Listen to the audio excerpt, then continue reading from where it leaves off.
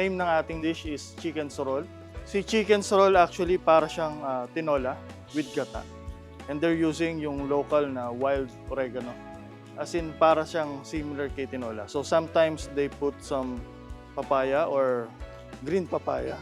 Pero eto, tong version natin, this is Ma'am Sir version by the way. Inspired tayo sa Cebu lechon. No?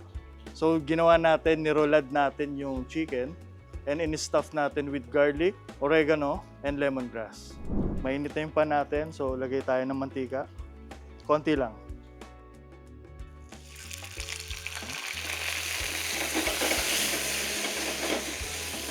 Kailangan lang na mag-caramelize siya. So, i-rest muna natin siya dito sa chopping board. Gagawin naman natin yung sauce. Okay? So, same pan.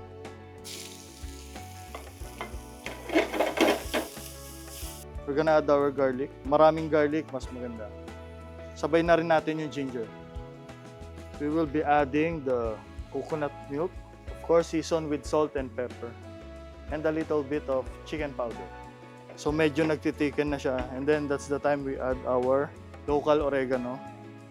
Okay, and we're done. So, plating na po tayo.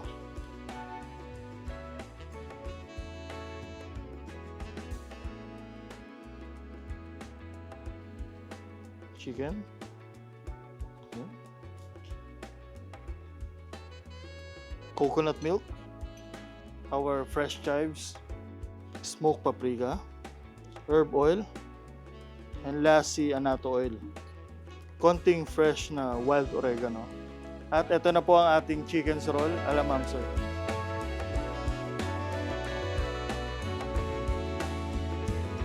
Simple.ph. Living made simple.